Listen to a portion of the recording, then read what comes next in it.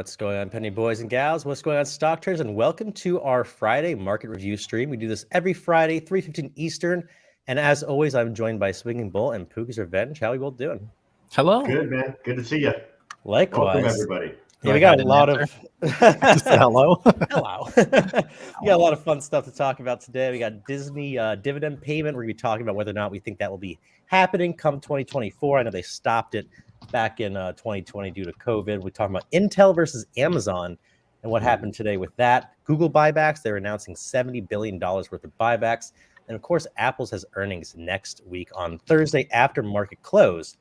So, Pookie, I see that we have your screen popped up. Before we get into all the news, anything that y'all want to talk about as far as the current plays or just anything goes? No.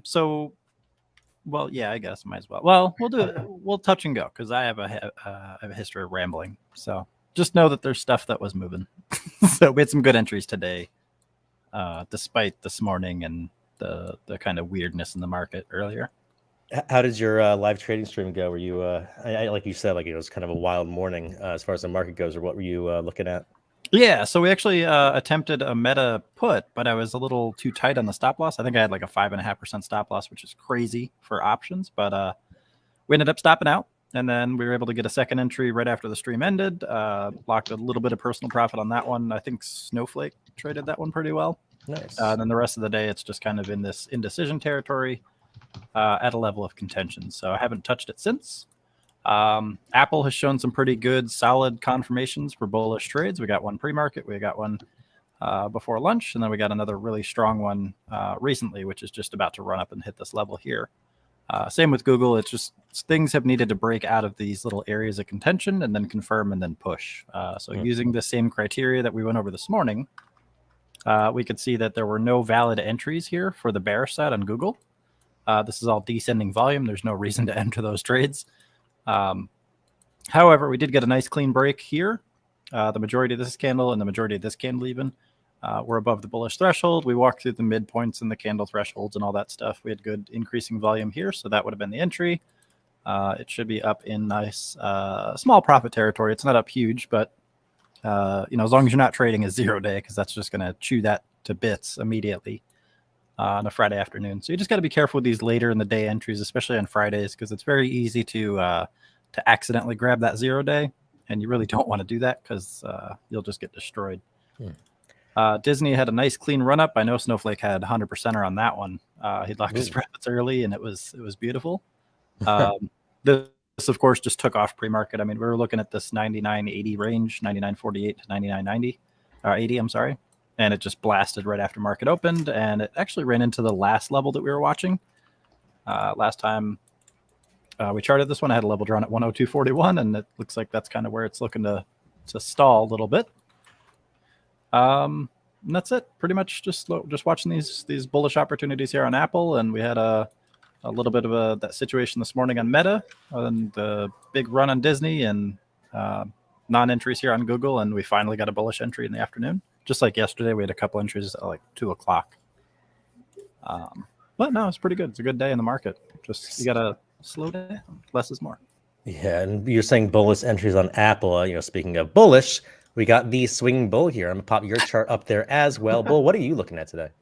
Actually, I did want to touch on something, you guys. Yeah. That I've been getting a lot of DMs and stuff from some traders that they're real interested in First Republic on the selling option side. And I just want to forewarn everybody that, I'll show you on the option chain right now, like this May 19th expiration, do the math with this, let's say $3 cash secured put, or even the $1 cash secured put, okay? This $1 cash secured put is paying about 40% return on your money. But you need to be very careful with something like this. This is what we call chasing the premium. And there's a reason why this premium is so high, folks. Okay. This bank is in trouble. The White House and the FDIC and the Treasury Department, everyone stepped up to the plate here. And it's not stepping up to the plate to help the shareholders. Okay. It's stepping up to the plate to make sure the bank doesn't fail and to maybe possibly help insure some of the uninsured deposits. But believe me when I tell you, there's a very good chance this bank is going to go into receivership. So if you're trying to go long on this stock, or you're trying to sell options on it because the premiums are paying this outrageous percent return on your money, there's a reason for that, and you could very well lose it all. Okay, so I really wanted to make that clear, y'all. Everyone knows me from, as a trader that sells options, and I've been doing it for years. I wouldn't touch this with a 10-foot pole, personally, because if they do go into receivership and the Fed start, selling their assets and things like that, this stock will go to zero. Okay, just look at Silicon Valley Bank. I can get, and let me just zoom out on this chart here, you guys. The First Republic has already gone from 147 down to $3.55. Okay, Silicon Valley Bank. Let me pull up the pink sheet on that, which is now trading. That's painful. Ticker symbol SIVBQ. Okay, now pink sheet. This was trading for $348. They're sitting at 49 cents. You have to trade it on pink sheets now, OTC. People that had positions up here, and you can see the gap downs, but look at the day. This all happened in one day, you guys. Yeah, they're all trapped in Webull now. And what happens is they're going to halt the stock several times, which has already been happening with First Republic the past 2-3 days. We've probably seen over 20 halts, maybe more. And what happens is, if you're going to open a position on something like this, one day it's going to get halted / suspended, and it's never going to come unhalted. It's never going to come unsuspended. And sounds like you just don't want people to recognize a good short squeeze. Yeah, I mean, to be honest with you, it's basically going long on this is not a good idea right now, folks, and that includes selling cash secured puts. So I wouldn't touch it with a 10-foot pole. First Republic, and if you do, you got to be willing to lose everything, because that First Republic is kind of headed to where Silicon Valley's headed. And I'm glad that you brought that up, because we're going to be talking about a bunch of the news in this document. For those of you who are watching on YouTube, it's in the description of the video. Those of you on Discord, I did post a link to the YouTube, as well as this news articles, all these different news articles here about all the different news we'll be talking about during this stream. The first one, of course, being, as Bull said, the First Republic Bank plummeted, and I think it's now like over 40% on the news. But yeah, like you said, basically they're heading for receivership under the FDIC. And, if this was to happen, it'd be the third U.S. bank to collapse since March. So I'm just curious, this is the number 3. Are you guys worried at all? I know we were talking about during Silicon Valley, the banks are okay. FDIC got them covered. It's not like crypto, where, everything's unregulated. Are we getting a little bit more worried about the banks? Or are we still in like the FDIC got our back type mode? Let me just kind of carry on with that, since I was just talking about, and then Pookie, you can take the mic after that. But all right, I hope I get devil's advocate. Yeah, there we go. So, the thing with First Republic and the banks that, before this that have been seized by the feds, basically, which is going to be Silicon Valley Bank, Signature Bank, now First Republic Bank. You have to understand that these banks were like top 3 for having the most uninsured depositors. Okay, so there is another shoe to drop, I think, and it's going to be First Republic. But I don't think it's going to be like a systemic problem or a contagion to the other banks. Okay, I think this is kind of going to be zeroed in on the banks that had those high uninsured depositors. We're talking 50, 60, 70% of their deposits were uninsured.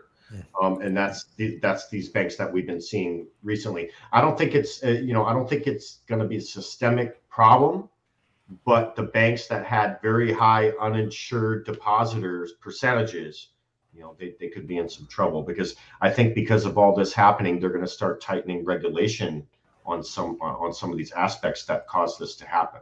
So that's my thoughts on that. Go ahead, Pookie. What do you think, Pookie? I think we're fine. So I'm just kidding. So what we're seeing, right? This is largely driven by the media. What we're seeing is something we've been seeing, right? Anytime there's a hot new topic or anything controversial or anything that can induce panic and fear, the media is going to jump all over it, because that's how they get engagement. That's how they get their ad revenue. That's how they make their money, right? That's what I do with my TikToks. I'm like, oh, something bad's happening. Yes, time for me to make a video about they're it. a corporation just like those banks, right? That they thrive on it. It's just what they do. This is not the first time we've seen banks fail with this kind of significance. Like, this is not something that's necessarily abnormal. We're just seeing it more, right? I mean, protections are put in place, and a lot of the fears and the panic and like the big bank runs and stuff like that, that's a lot of people just not understanding what's happening. Like with the FDIC and the Silicon Valley and stuff like that. Silicon Valley, the investors, the ones who were properly insured, the ones who, even the ones that weren't properly insured, the ones who were still covered by the FDIC, there's exemptions for a lot of these things. A lot of those companies are going to be fine, right? Otherwise, those tickers would also be plummeting across the board, and we'd have a much bigger problem. So I don't necessarily think that we're in the doom and gloom era of a financial apocalypse. I think we just need to be a little bit more patient, and we're probably going to see a recovery pretty soon, in my opinion, because what's that? Sorry. No, I was just say, so you buying the dip then, Pookie? No, not on that one. No, financial sector, yeah, absolutely. Not that. Not the individual not failing that. Not banks. that individual ski. Yeah, exactly. Not the ones that are failing. Yeah, we're getting good discounts here, not chasing bankruptcies and stuff. Exactly. Yeah, you can take advantage of the stocks that are falling that aren't bankrupt. They're just falling due to the news. Not. Don't touch the one that actually is bankrupt. So next up, so I know like we were just talking about the banks. I know a big entity just in the stock world in general, of course, is Amazon. And Amazon just recently, I think actually right now, I believe they're around down 4%. Am I wrong, Pookie? I'm going to pull your screen up just to see. What are we looking at? Amazon, I believe it's down like around 3 to 4% when I last looked. Apparently, they warned about declining cloud computing demand. Apparently, it did cause Amazon to drop however much it is down right now. Intel, however, rose around 4% as well today. They were actually just broke above the 200-day moving average on the daily chart. And they actually had an interesting chart set up with the double bottom back in November and March. What do you think about Intel or Amazon? I know they're not like direct competitors. You know, Amazon doesn't really have many competitors like that are actually can hold a candle to them. But what do you think about this whole movement? Intel going up and Amazon pretty much inversing it, going down off of this news. Oh, Amazon's not going to be taken down by another. It's not going to be consumed by a giant. It's going to get eaten by ants, which is what happens, right? You go too big, too fast. You end up being edged out by more efficient, more abundant competitors over time. They slowly replace services that you offer at a cheaper rate, more efficiently, where you can't necessarily afford to keep up with that. And that's just the nature of business. That's the capitalism for you. Yeah, I mean, you're going to see discrepancies like this. Anytime there's a big, let me see if I can, no, I can't. Anytime there's like these major kind of moves in these stocks of this size, you got to take the overall context into consideration. Amazon has been struggling for a very long time. It is going to see, boundaries established. And in this case, that's all we really saw. So if you look historically back in February, we had this little gap, right? This abandoned candle up here. All we were talking about that the other stream, I feel like, right? That abandoned candle. Oh, we just came up, we nut tapped it a little bit, and then we're falling back down. That's all. It just wasn't strong enough to resolve that. And even still, that was a gap before as well. So it's like, this isn't a one-off thing. This is a well-known zone on Amazon that has unresolved price action. You can see it multiple times. There's multiple violent rejections off of this. There's a very strong historical support. Now it's just acting as a resistance. That's all. So in reality, what we would have here is just a triple top, but this one is a little higher because it was part of a gap. So I don't really look at the short-term trends on these based on just this catalyst. I mean, we're still in the channel. We're still just seeing rejection at this level. Good news for Intel. They got the increasing volume. They're doing the same thing, right? So they're not really that much different. You've just got slightly different levels and slightly different setups here. So at this point, you got a level of contention right here instead of a momentum gap. So that means that the momentum gap is down here. So really what we saw is a blitz up and then a blitz back down. And now we're kind of hovering at that same level, which is the level of kind of restoration down here, which is just really the top of this channel. So I don't really think either of these is really being abnormal.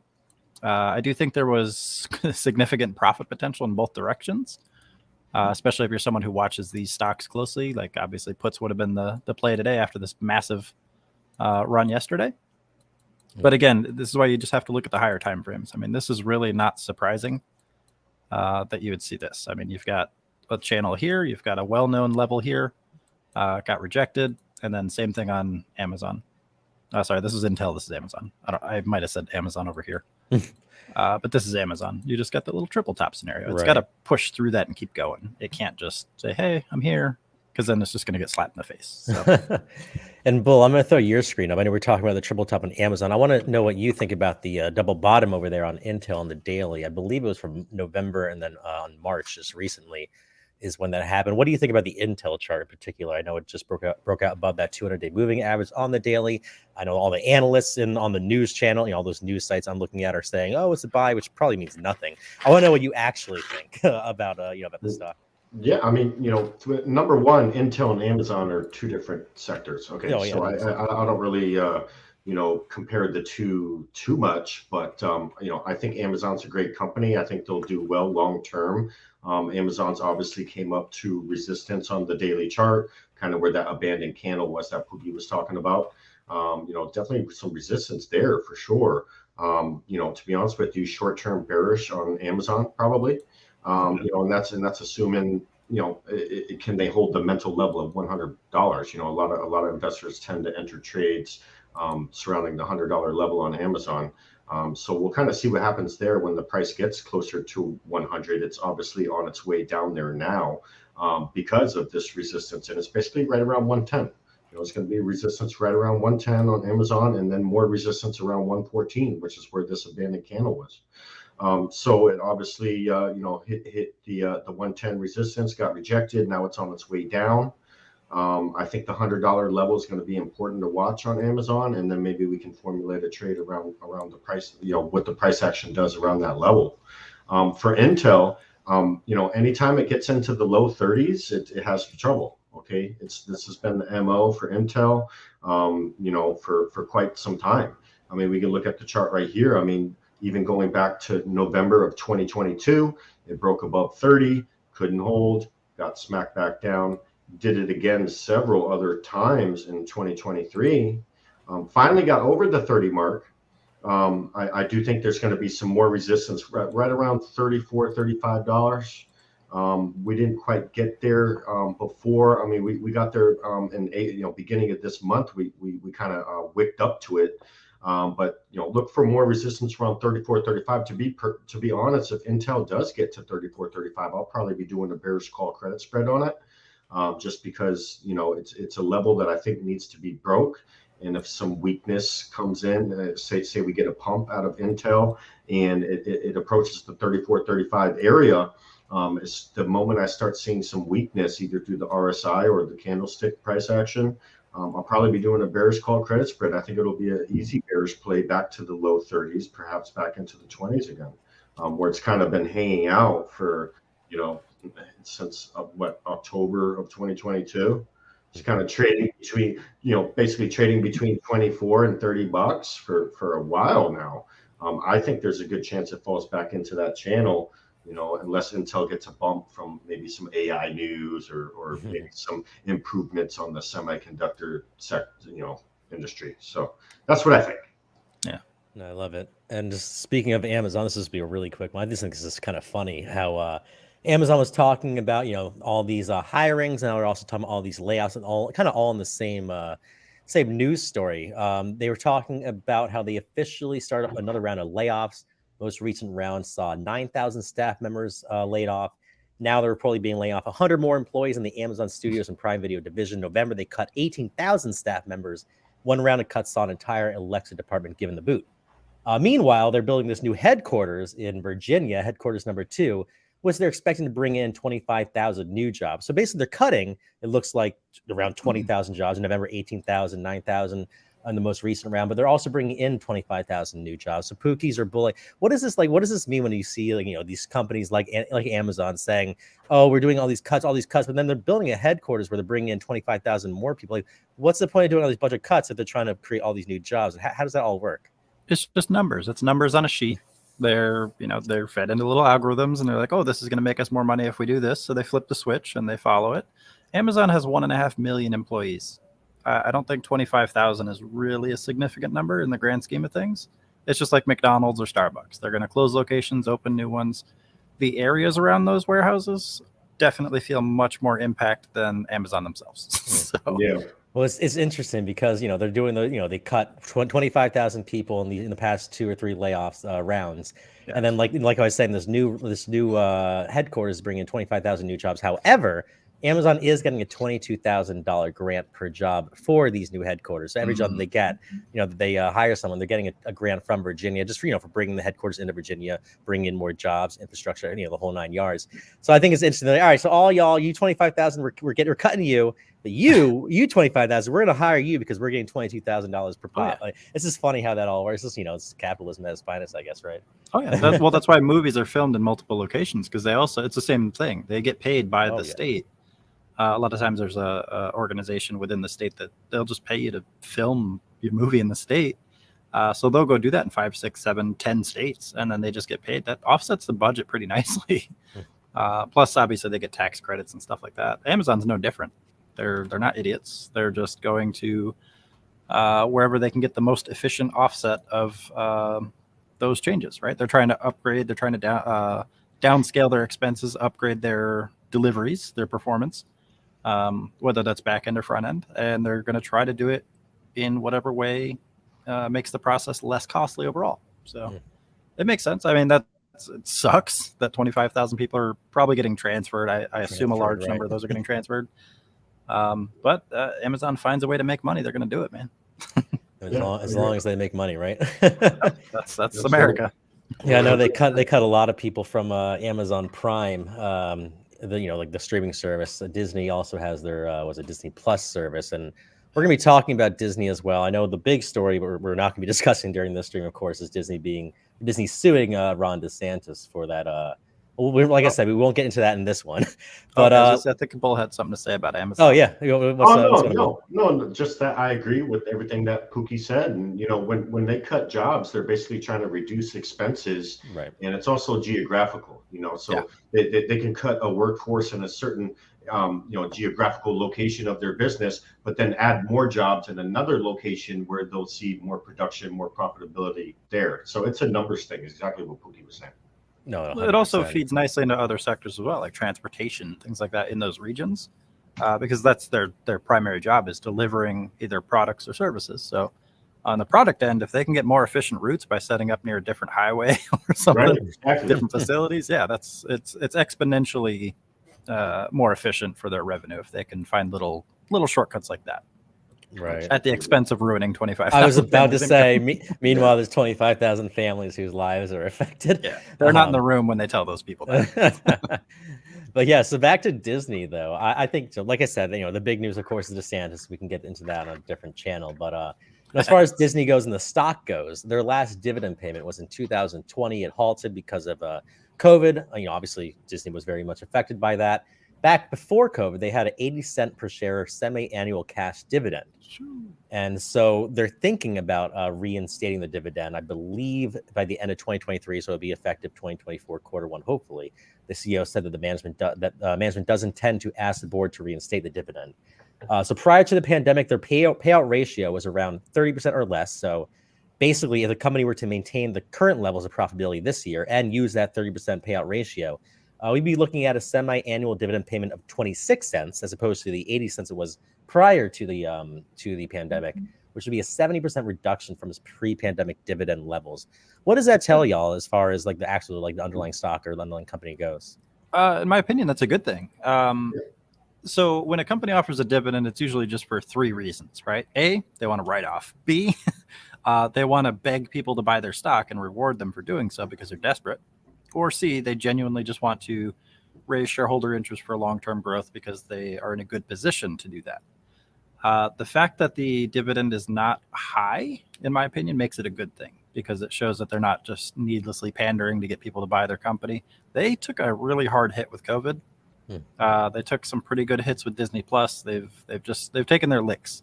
I don't think they're fully recovered by any means. I think they're in a better position than they were maybe a year ago.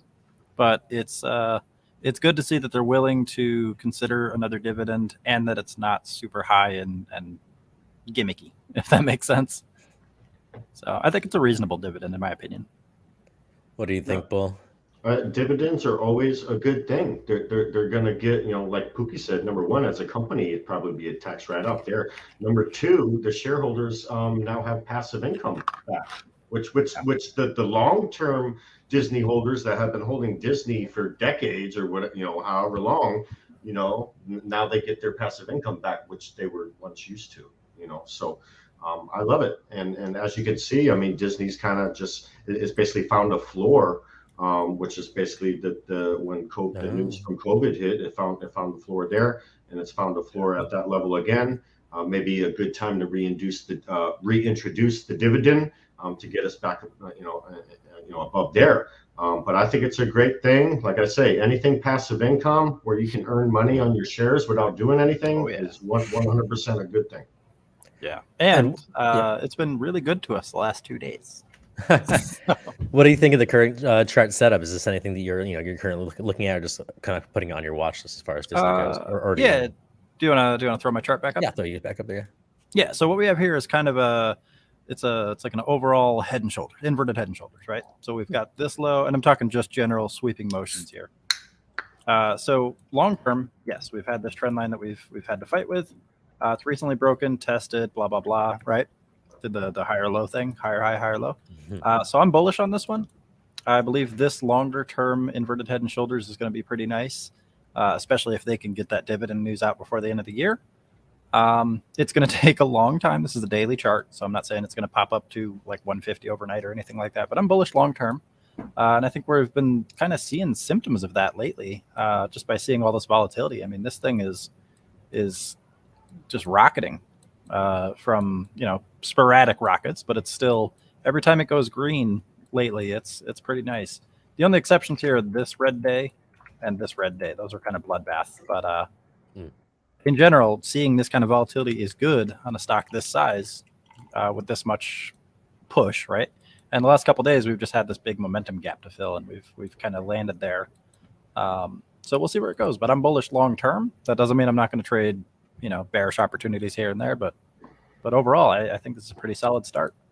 No, that's a good point, though. Even if you are bullish long term, you can still take advantage of the ups and the downs in the short term as well.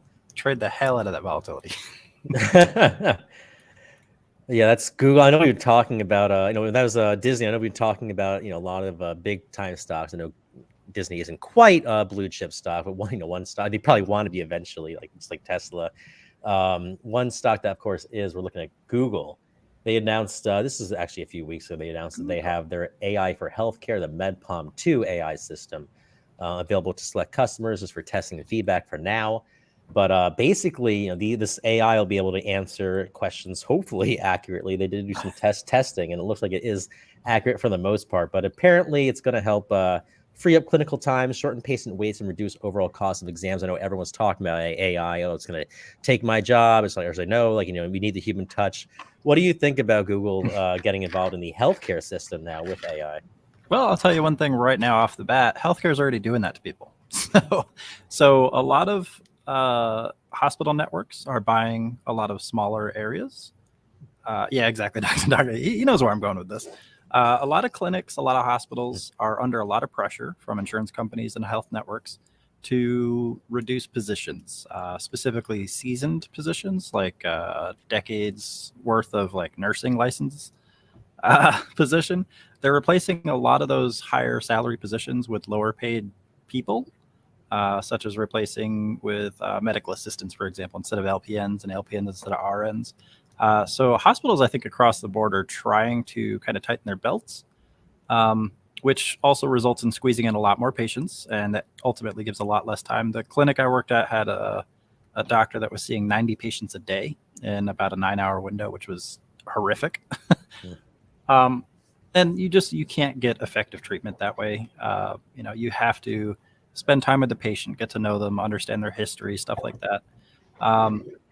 I think AI could help if it was used correctly, but I think it's going to give a lot of people access to something that doesn't have the same level of expertise as just a straight up conversation with their doctor might.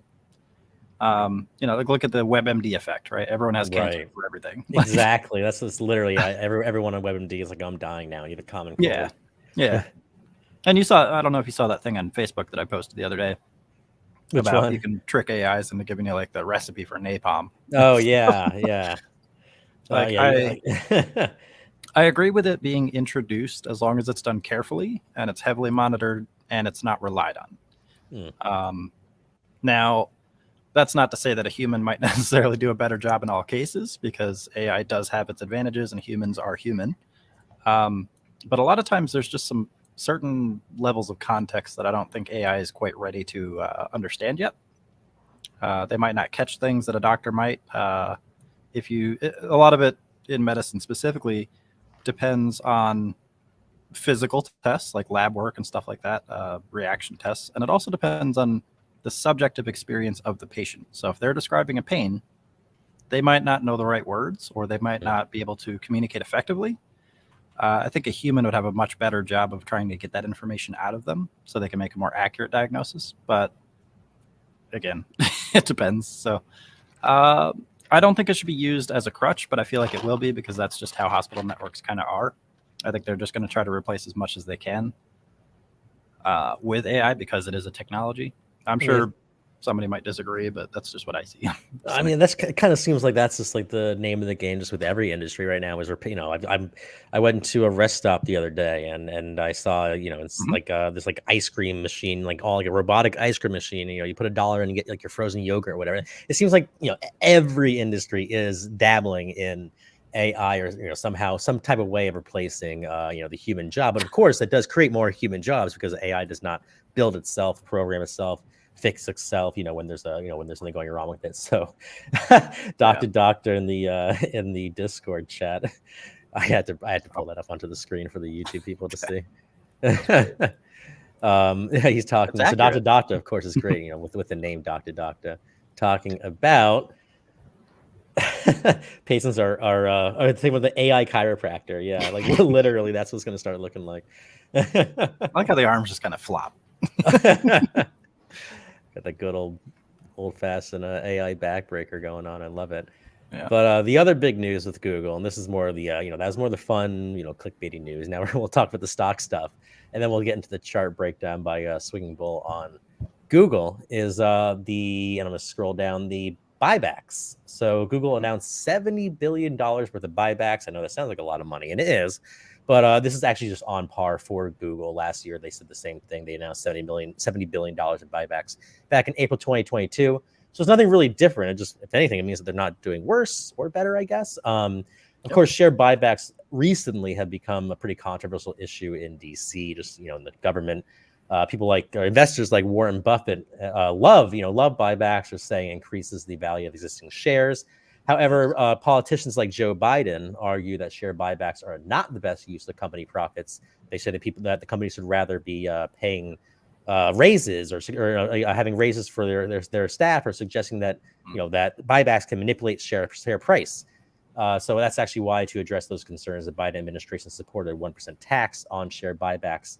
That was passed last year. I'm curious what you think about Google announcing these $70 billion buybacks, and then also you know, what you think about buybacks in general. Are you on the side of Warren Buffett, or are you on the side of Joe Biden? Well, you see, I'm biased because I can't stand either one of them. Right. First off, I can't stand any like of the old politicians. Like, if you're that old, just get out of politics, man.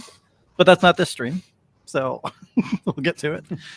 No, so I think imposing a tax was the right move, because I do feel like it is still a corporate action. It still provides a way to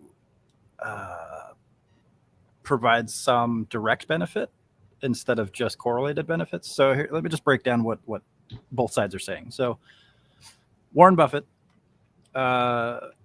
is taking the more conservative approach, saying that the company's profits are theirs. Buybacks are good because they benefit shareholders and the company directly, because they improve the value of each share. So shareholders benefit, then they can therefore take that money and put it in other areas of the stock market.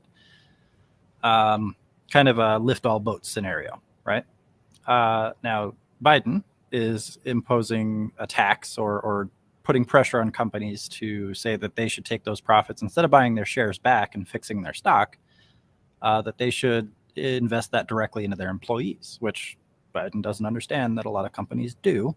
So, because his theory is that those employees, the economy, quote unquote, would be able to take that extra money, put it into their local economy, and then that would also provide more tax revenue and in essence also lift all boats because it's improving the direct economy. So they both are saying the same thing, but they're just taking slightly different pathways. Now, if Biden was intelligent, he would just not impose the tax, and he would put more pressure on those companies to be required to give some shares to their employees rather than a tax cut or a tax burden, right? Because that would immediately benefit the employees as well, which would lead to the economy. And overall, the numbers work out. He'd probably get a bigger than 1% revenue harvest as the government. So it just makes sense. But a little soundbite. Biden was smart. Bull, I'm going to throw your screen up there. What do you see as far as the charts go when it comes to Google? I know Pookie and I like to talk about all the news and stuff. I'm curious, just from a technical point of view, what are you looking at? You see and referring to the $70 billion share buyback, I mean, I love it. I'm pro shareholder. So it's definitely a bullish thing for the shareholders.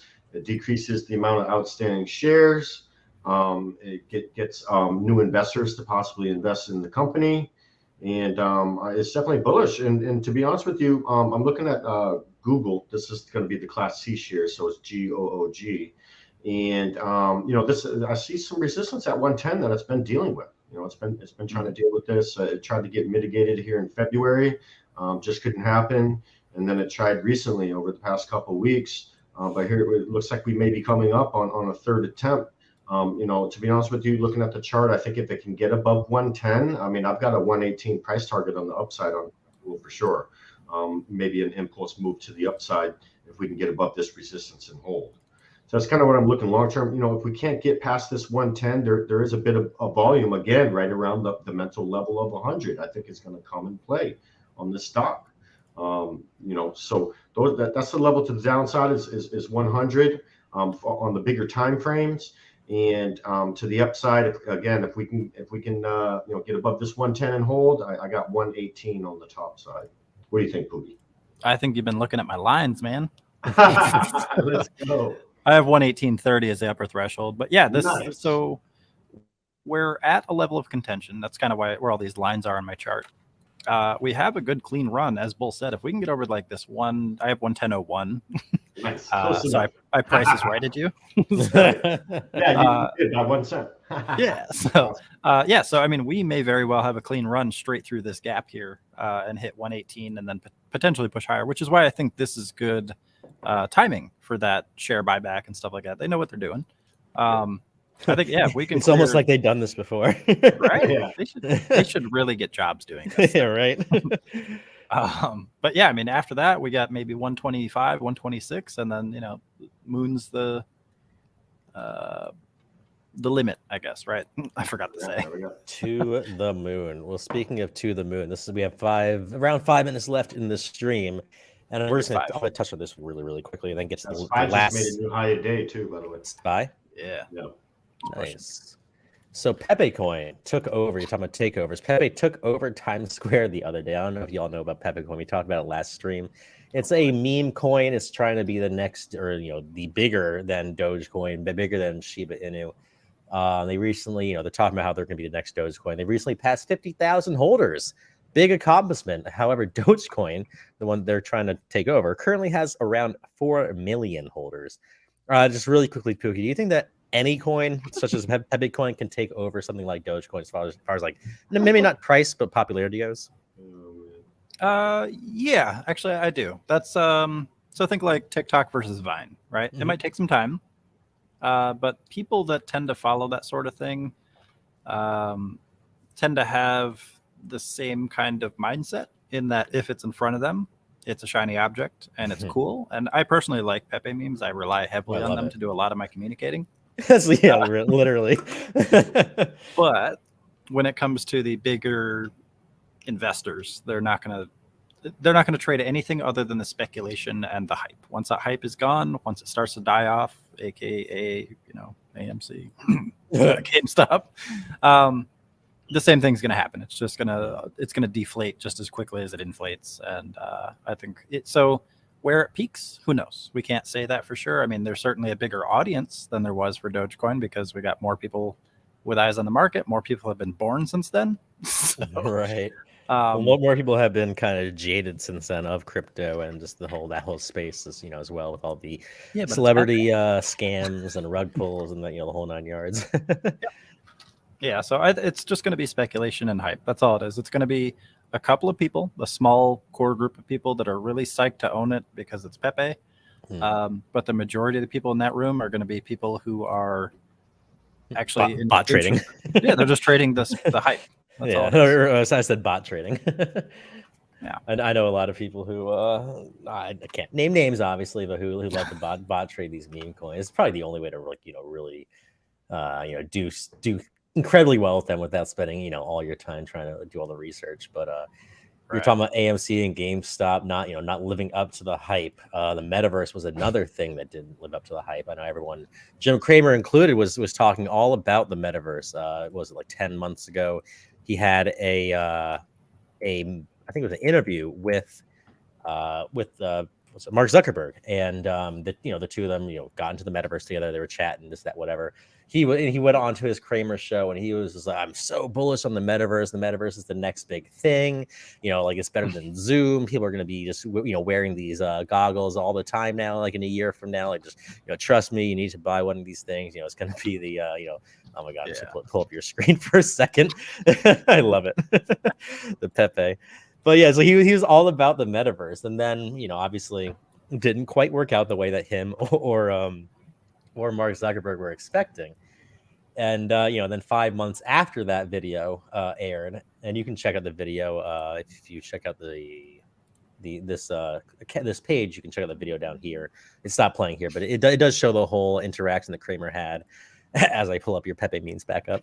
But yeah, so then basically 5 months later, he's singing, and 5 months later and given 50% down. So Meta's down 50% since then, after he was saying, it's the best thing ever. They're going to the moon, basically. 5 months later, he's back on his Cramer show, basically being like, well, never mind. Like maybe the Metaverse isn't quite here, and maybe Meta doesn't exactly know what they're doing when it comes to that. They're spending too much money on it, on Reality Labs and all that. And then so he basically went from bullish to bearish on Meta. And then in 5 months after that, of course, now Meta went up 150% since then. And so I'm curious what you think just about Meta in general and about Cramer and just is like, do you inverse Cramer, or do you just tune him out completely? Or what do you think about Cramer? Cramer's a goofball, man. I think Cramer is actually very good at what he does, and that is to drum controversy as well as to give market direction. So that direction is completely backwards, but for those of us who trade opposite of him, he's very good about raising awareness to things, which rallies people to go against him as well. So I think it's very good that he does what he does. I almost feel like he's just kind of this front man that's like, hey guys, here's what we're going to sell today. Which it's fine, right? You buy the rumor, sell the news. In this case, he's really good at making people sell the news. So I think... I don't know, man. I personally like my VR headset from Meta. I don't agree with the practices over at Meta, but I do like the headset. Now, the Metaverse itself, I think they overpromised, underdelivered, because a lot of it's still very cartoony. It's very cool, it's 3D, but it's not immersive in a lot of instances. There's a lot of startup apps. They're just very low resolution, I guess is probably a good way to put it. Now the technology isn't quite there yet. It's not like that ad that came out like a year ago with him with him in the Metaverse and changing his clothes, and he's like in this. Yeah, it's not like that. Yeah, it's almost. I almost feel defrauded a little bit. Now I understand I can't make that claim, but it's not quite what it was pitched to be.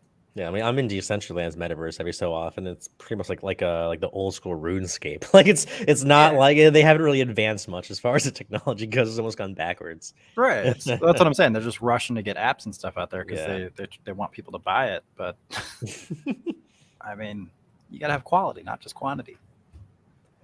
What do you think, Bull? Are you all in on Cramer? I have no clue what you guys are talking about. Jim Cramer, Come on, Doc. You know I only trade blue chip, low risk stuff. Get out of here with this high risk nonsense. Well, Meta was at one point, when it was Facebook, was known as a pretty low risk, long term growth stock. I mean, I think still it's not terrible, long term growth stock, personally, as long as they keep doing what they're doing and go more into AI and less in the metaverse. What do you think from a technical standpoint, when it comes to Meta then? I mean, Meta as a company, I obviously they have a lot more going on than the Metaverse that they're trying to create. When it comes to the Metaverse, don't really know too much about that. But Facebook, Meta gets a lot of ad revenue. We can pull up their financials here, and we can go to income statement, and very nice positive net income. I mean, for the past 5 years, they've turned a pretty massive profit. So, I think Meta as a company is going to be just fine. Technical analysis wise, they just recently gapped up, as we all know, kind of hanging above. They're sitting right at 240 right now. If they don't start, the buyers don't start getting exhausted and it wants to keep going. I mean, look for this thing to go to 270 possibly. Mm-hmm. But I'm definitely going to, thinking that we're going to see some sort of pullback. Maybe even, to say this gap to the downside will fill. I mean, look at the last one that just happened. Mm-hmm. It gapped up over here, beginning of February, basically gapped up from about the 150s all the way to almost 180. Okay, pretty substantial gap there. And as you can see from the price action, it came down about halfway. So it filled it halfway, and then it had another leg up. So does that, history repeat itself in, somewhat based on previous price action?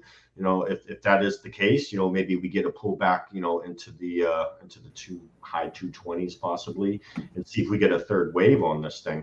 If not, then, expect the gap to fill back down into the 215 area. So that's my take on that. I mean, it's funny that, and I obviously, like you said, Meta's doing a lot more than the metaverse. I just find it funny how Meta's just going up and up and up when, like, in the news, all you hear about is, recently, I guess TikTok hasn't been taking over, the Reels and Facebook Reels and Instagram Reels and all that, because TikTok's now in the news about being banned. Prior to that, it was all about, TikTok taking over the Reels. And it was about how the metaverse isn't working out, and, the job cuts and all that. Pookie, I know that you are a little bit more in the news aspect of things. I know Bull does technical analysis. I like the picture there, Pookie. What is Meta doing that is making the stock go up, besides firing people and failing in the metaverse and struggling against TikTok and the competition, other than of course the Biden getting involved and helping Facebook try to ban TikTok? So I think that kind of spelled out what they're doing. They're putting themselves kind of everywhere, and as bad as they are at developing a future product, given the technology that they have available today, they did an all right job. But I think their business is really thriving because they're everywhere and because they aren't necessarily taking the same hits. So you can still develop a really mediocre product and promise the world and stuff. All they really had to do was just get a bunch of people to sign up. They had to just get them to buy the product, just sign up. And then if anything goes wrong, you just blame the app developers and stuff like just like Apple did. So they're still cashing in on the success of their subscriptions, their direct products, their other revenue sources, their lack of culpability in a lot of things. So you're saying that Mark Zuckerberg's business plan is basically that of like a degen investor just throwing a bunch of money into a bunch of different meme coins and hoping one of them goes off? I think it's very calculated, and I think it's done intentionally to focus their revenue more on subscriptions and stuff rather than direct faith in the company. So if I provide a platform, for example, and I say, you can develop this product under my name, you pay me a fee, or I'll take a fee, a small fee, and then someone else comes along and buys it, and I take a fee from them as well, I'm going to make money. Whether or not the both ends agree with what's good or not, I don't care. It's either going to sell well or it's not. That's why the App Store is so successful, and the Apple Store, I'm sorry, for Apple, because they don't really have to focus on the quality of the apps. They just have to make sure they're safe. But they're getting fee from the user, they're getting fee from the developer, they're getting tax cuts and all kinds of stuff. They're developing their own physical product. They're selling subscriptions everywhere. So I think Meta kind of took that idea and ran with it. So it's not good. But anyway, yeah. So here's the expectation of what the kind of the metaverse was promised to be, is some really high resolution, detailed world. And this is what it turned out to be. And it's not, you're not even joking. Like, that's not even satire. That's literally what it is. Yeah. Like, there's a few really, really good games out there. A lot of them are shooters. A lot of the mill sims out there are really good. But for the most part, those apps are just flooded with stuff like this. It's just very like polygon games. It's like computer science midterm programs created by AI. You guys got any final thoughts? It's the end of the trading week, getting late in the day here on Friday. What you guys got going into next week? Not a whole lot on my end. I'm just trading what the market gives me, man. That's been focused really heavily this week on helping these members out in the options chat and the stock chat, and I think we're all doing pretty good. Did you play that IPO, Pookie? No, I did not. I was watching it though. I was watching it for sure. Yeah, I was looking at it. But yeah, no, we like I can't get over your Pepe Jim. I think that at this point now you have to at least buy one Pepe token. No, it's royalty free here. I can. But yeah, no, like we do this every Friday, 3:15 p.m. Eastern market review stream. Our next stream coming up for at least myself and Bull will be this Monday at 12 p.m. Eastern. We do live options trading. We've been having some pretty successful options trades recently during those live streams, and some fun education as well. So you can earn and learn at the same time. But hope as Bull was saying, it is the end of the trading week, so we hope that y'all have a great weekend. You can take the weekend to either relax or study up, or a little bit of both. Watch those live streams. You can just be a DJ and just trade Pepe coin, because crypto never sleeps. Go harass Jay and Titan over there. Get some crypto under your belt. There you go. I'm just kidding. I can't legally tell you to do that, but crypto is worth looking into. Safely, yes. Yeah, get that education, guys. That's where it's at. It doesn't matter what you trade; it's how you trade. Right. And specifically, it's about how you take your losses. That's it. Yep. You just figured it out. That's the secret of trading. That's it. Don't take big losses. Just don't YOLO and Pepe coin. We will see y'all. We will see y'all next Friday. Me and Bull will see you on Monday. But until then, as always, we hope that you all make some bread. Bye. If you are a stock, crypto, or options trader and you're tired of losing money or not seeing the returns you want, you are not alone, and it's not your fault. It's tough out